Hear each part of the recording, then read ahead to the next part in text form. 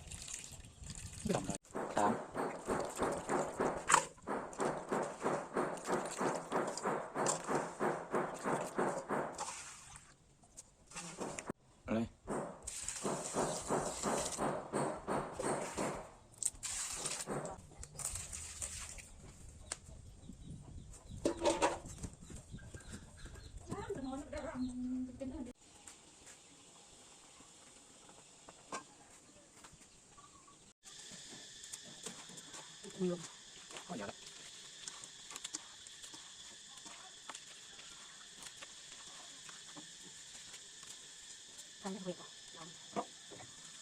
ะมาละ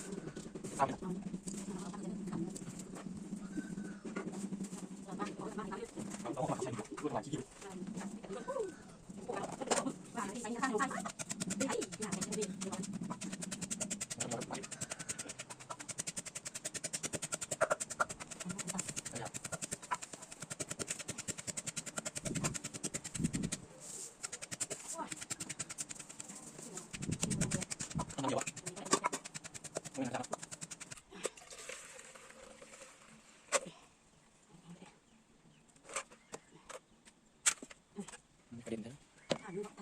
ยังประเด็นเราไป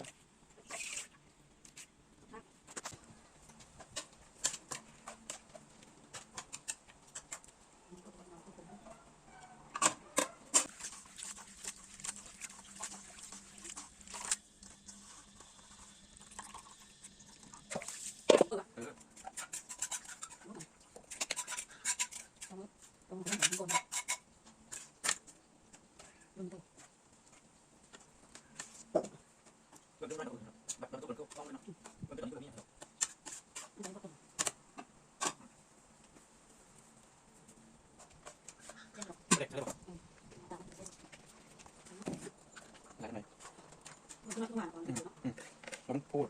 เดียวเท่านั้นใส่กระปุกอีกมันใส่ไปเร็ว2 จอกพูดมั้ง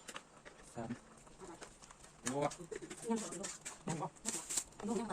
นี่มันยังไงผมว่าใส่ไปเลยไปซื้อตามหมด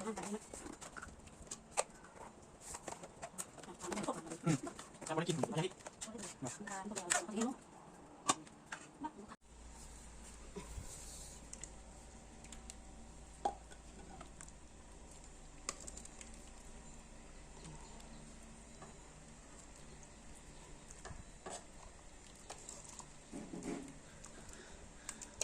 างงามก็สิหายก็แล้วอยากเข้าตอนนี้กำลังว้าตักหลายนะติดเป็นอื่นไปเพราะว่าเราปาดโถยเลยก็จะกินน้ำหอม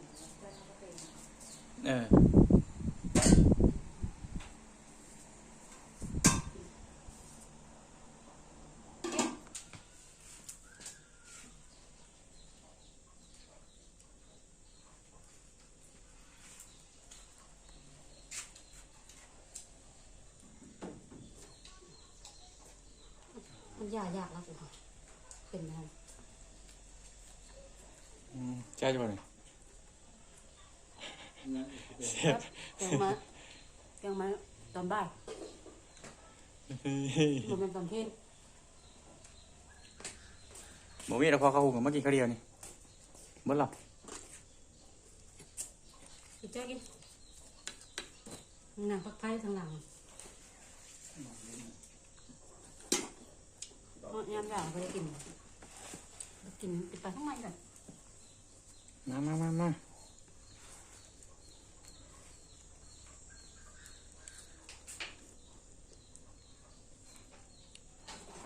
อืม นี่ก็ไปเจอเขาต่อ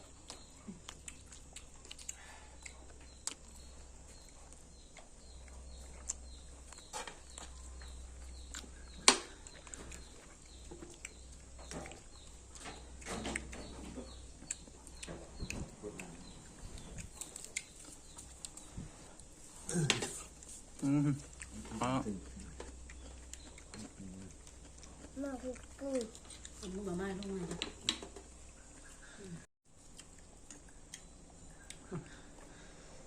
เรากำลังกินข้าวกับมะกล้วยว่ะ ใช่อยู่ ไผ่ มันโดนลำทิ้งนะ